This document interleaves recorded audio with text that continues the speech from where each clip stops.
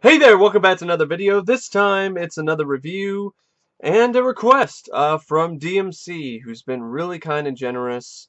And he sent me the Pineapple Lumps and the LMP soda, as well as Creepshow Blu-ray. He also sent me a Conan the Barbarian Blu-ray, which I will show in an update video fairly soon.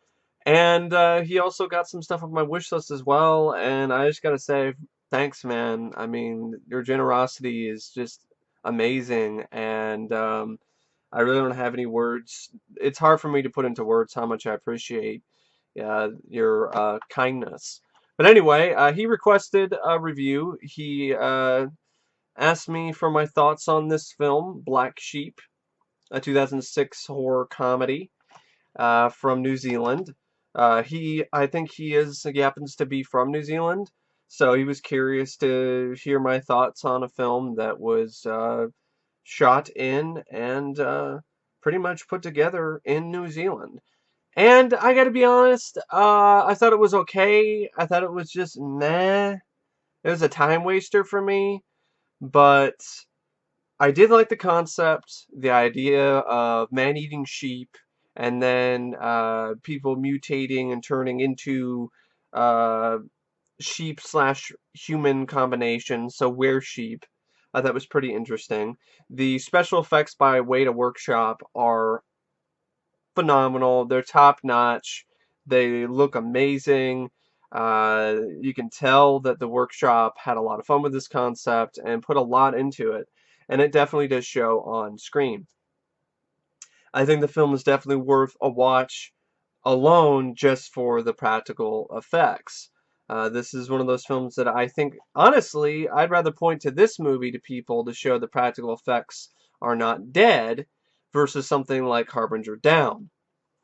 This DVD also has some pretty good features on it. Uh, some deleted scenes, a blooper reel, and a commentary. I didn't really listen to the commentary, but the main thing, there's a making of documentary. It's about 30 minutes, but it's really in depth. It shows a lot of really fascinating, cool behind the scenes footage, showing you how Weta created the sheep and created the animatronic makeup effects. If you love practical makeup effects as much as I do, this documentary is definitely a must see. It shows you everything that went into it. It gives you a tour of Weta's workshop while they were working on the effects for this film, and it's really a lot of fun to watch. And I'd probably say I like that more than the actual film itself. But anyway, let's get more in depth, shall we, on Black Sheep. Um, it's directed by Jonathan King. This is the first time he's directed a film. You can tell in the documentary that this is a man who is very passionate about directing. He loves this concept, and it shows. I mean, the direction, I think, from a first-time director is actually pretty good in this movie.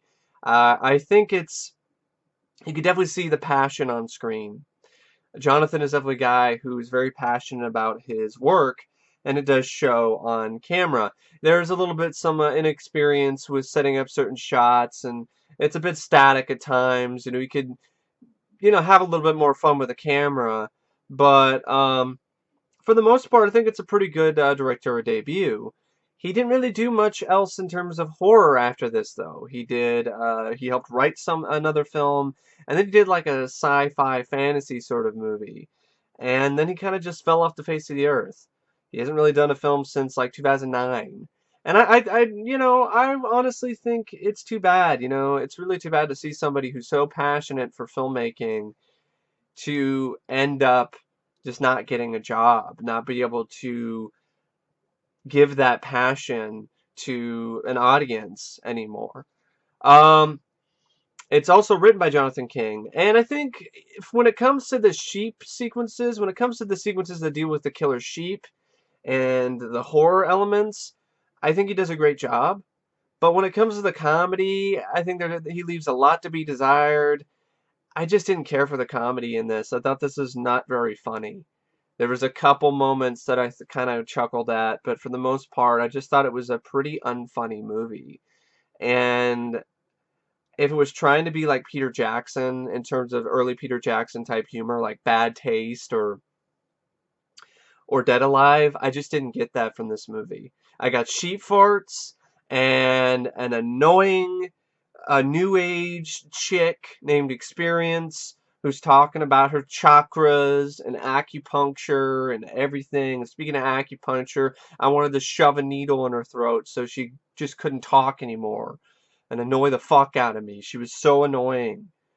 Um, and just dumb stuff like people going around and like the main bad guy saying things like he's talking about somebody being a bastard and he's like, what a bastard, because he's like back, it's like a sheep. It's just, I just thought it was stupid. I thought it was more stupid than funny. It was just stupid, but not the type of stupid that's funny to me. It was just dumb and silly. But humor is subjective. So if you find it funny, that's cool. It's fine with me. I didn't find it that funny. That was pretty just lame in terms of its humor. Um, Also, I think he could have done better in terms of writing characters. There's just kind of, I don't know, the lead guy, Henry, is just pretty not very likable. It's pretty a milk toast character. The one character I did like in this movie is Tucker, who is played by, I think, yeah, he's played by an actor named Tammy Davis. It's a pretty unfortunate name for a guy. But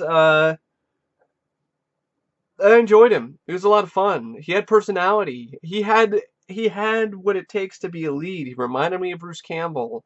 It was a very fun performance and a fun role, and I enjoyed seeing the guy on screen. It's too bad he was barely in the movie, and I had to deal with the lead guy who's just boring, and then his annoying girlfriend. So yeah, the film features a cast of Nathan Miester as Henry Oldfield, who is the lead actor in this. He's the lead character.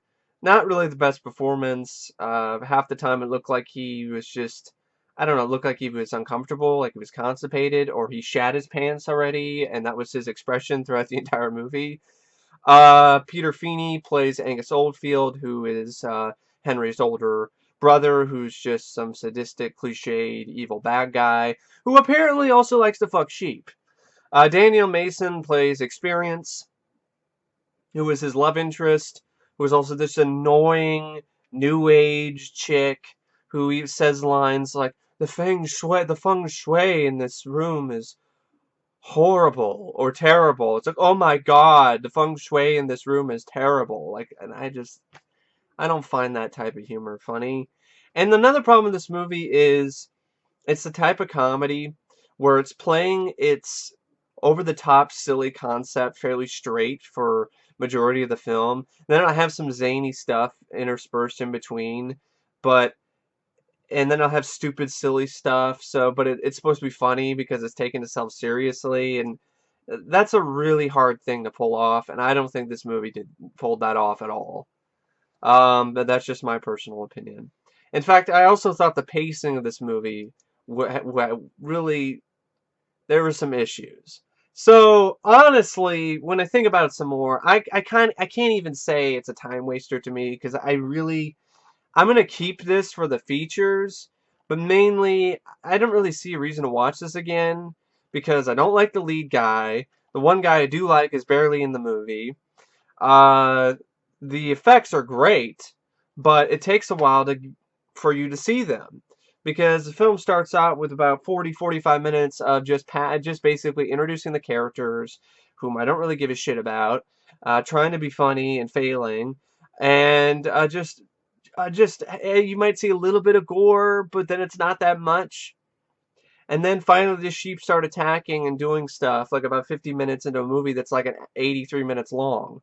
So, I mean, there's still stuff that happens in between then, but anything that deals with the were sheep, you don't really see that until 50 minutes in. So you see a few things like the sheep maybe attacking a people for a brief moment, and the stuff that deals with the mutant sheep, which is the reason why this outbreak happens and the sheep get all crazy and start eating people.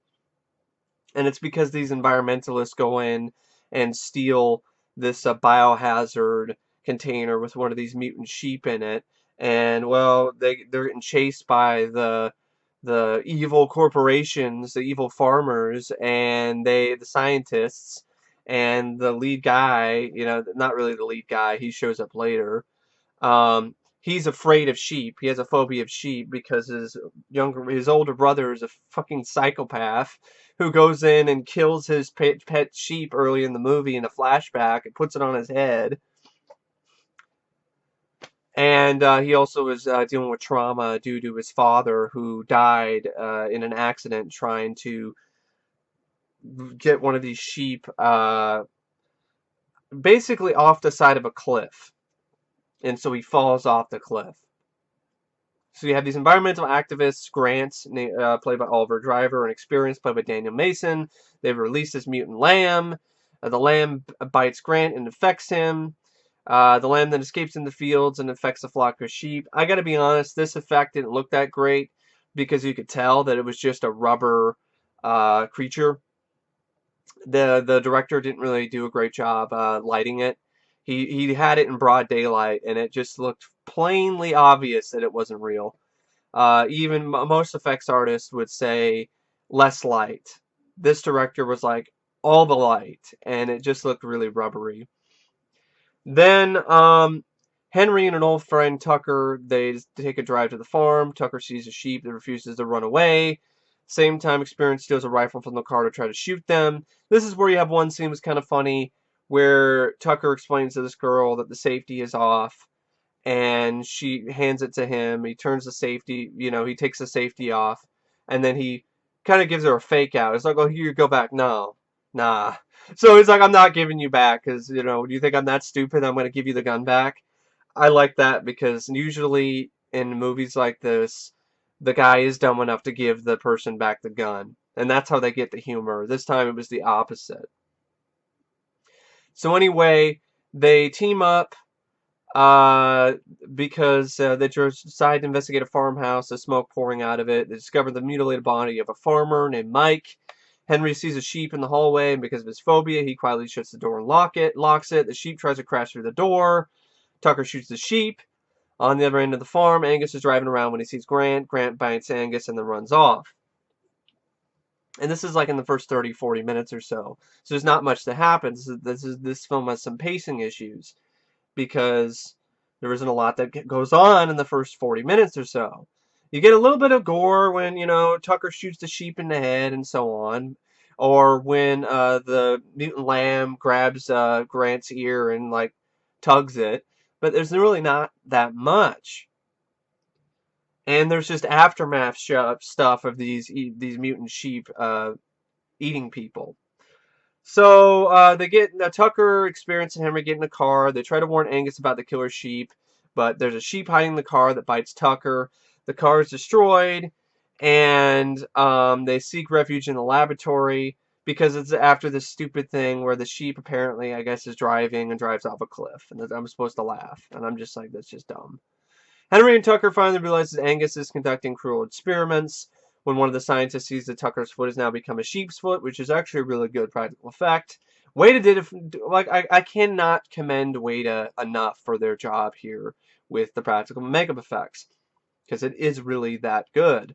So they ended up doing this film probably for pretty cheap, and they did it because they just love the concept so much. They even postponed other projects that they were going to do to make sure that they did the effects for this movie, Black Sheep, this fairly low-budget independent production. So anyway, there's all these experiments going on. Tucker basically gets tied up and left there. Experience and Henry escape when Angus cannot bring himself to shoot his own brother. So then these hordes of sheep come running down the hill. They see an awful pit surrounded by a gate. And Henry's asking his brother to save him, but he's not going to do it because he's a prick. So Henry falls into the pit. And then Experience also follows suit, falls into the pit. And then this is a pretty bloody, gory scene because they actually fall into the pit, and it's full of all this awful and just awful stuff, body parts and guts and blood and everything. And I liked the location of being stuck in this awful pit. And so eventually they find a way to escape through these underground tunnels that I guess are somehow right next to the awful pit for just plot convenience sake. Tucker transforms into a sheep, but the scientist administers an injection of some of the fluid from one of the mutant lambs, which inexplicably transforms him back into a human. She then goes to give the shot to Angus, but then she gets eaten by the sheep. Actually, Wikipedia says she's going to give the shot to Angus, but really she wasn't going to, or she was thinking about it, but she's planning on blackmailing Angus because she wants some money. But then she gets eaten by sheep instead. Angus then gives a presentation to businessmen about his new genetically engineered sheep, because that's this whole big thing. He wants to replace, the real sheep with genetically engineered sheep, because he's just he's a kook. He's crazy. Those kooky Kiwis. So he has this thing. He starts changing into a sheep, but the businessmen are slaughtered by these infected sheep who show up and run in and attack everybody. I have to admit that was a cool scene. That was a well done scene with the sheep attacking people at the uh, presentation. There's sheep that's attacking people right and left. The guy gets his face ripped off. Sheep start disemboweling people. It's craziness. Like limbs are torn off. It's bloody good fun. So Henry and Experience try to warn Angus, but they discover that he has a love of sheep, and by love I mean literally. He likes to fuck the sheep. So they are really disgusted, so they leave. Henry realizes he's been infected too. So, like Angus, the sheep no longer attack him. But that leads to just a silly, dumb scene where he puts on like a fur thing and goes around on the grass because he's trying to go in and stop his brother because his brother's planning on getting on a plane to escape. And they're afraid that he'll spread this mutant sheep affliction across the world if he flies in his plane. So he fights with his brother, who's transformed into a gargantuan sheep monster. So he's a were-sheep. Great practical effect. Um, but they discover that he's only intelligent as a sheep. He's this big monstrous creature, but he only has the intelligence of a sheep. So Angus is kept in check by Henry and the farm sheepdog, which is kind of funny. I'll give the film that. And I like the scene earlier where before Henry transforms into a were-sheep, his brother, uh, not Henry, Angus transforms into a were-sheep. Henry confronts Angus with his prized sheep, and he's all like, well, "You give a new meaning to the, no, well that's a new," because he finds out he's been fucking the sheep. And he's like, this gives a fucking new term to animal husbandry. So the whole thing is like, yeah, he loves the sheep a little bit too much. So the dog corners the were sheep, and then he gets chopped up by the propeller of his plane. But it doesn't necessarily kill him right away because Tucker arrives with his serum, gives Henry this fluid, which ends up saving him. Experience then arrives. Earlier, there was some fun little headshot stuff where Experience is going around with a shotgun while Mrs. Mack, the farm's housekeeper, shows up. And she's driving this little VW bug and she's poking out of the top of the VW bug and shooting these were sheep in the head and stuff like that. It's all practical as well. No CGI blood either. So yeah, Tucker shows up, disinfects Henry and Angus. Angus gets up. I guess somehow he survived his wounds. I don't know why. So he goes back to the sheep and tells them to bite him again. And one sheep bites him in the dick, and it literally stretches like a rubber band. They devour him, and then they start farting, and these killer sheep, and so the film does what I was like, don't do this, and it does exactly what I thought it was going to do, where they light a lighter and they throw it into the sheep pen, and it ignites the sheep farts, and the sheep explode in really shitty looking CGI effect.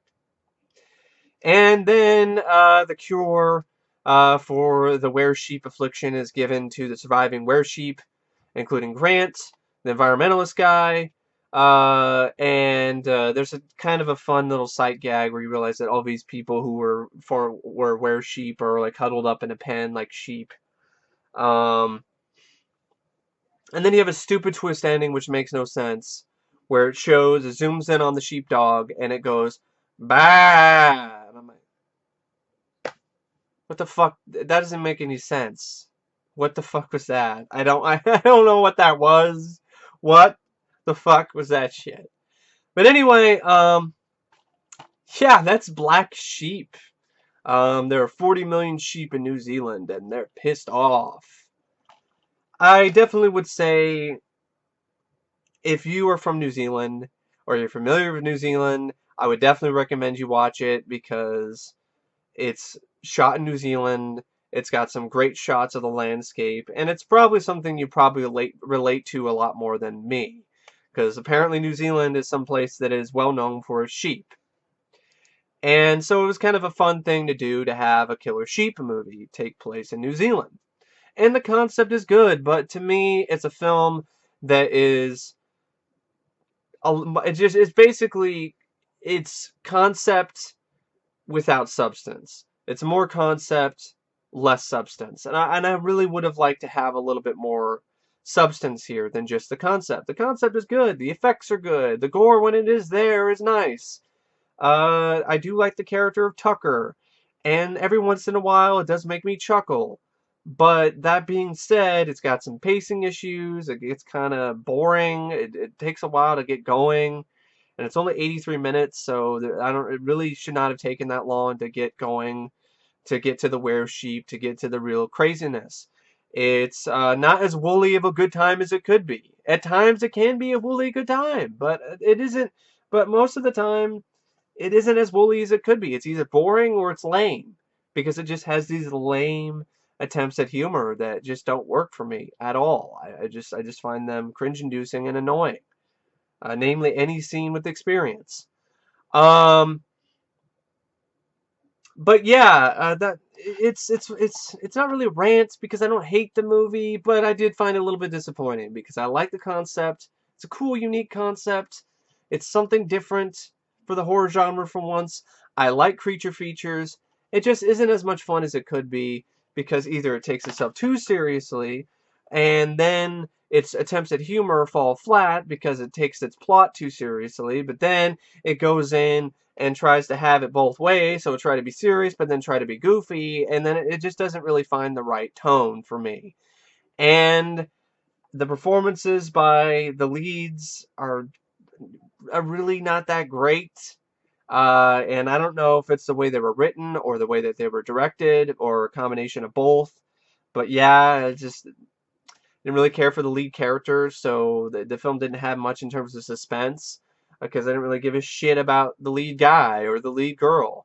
As far as I was concerned, they could have gotten eaten by sheep, and I really could not care. I could care less.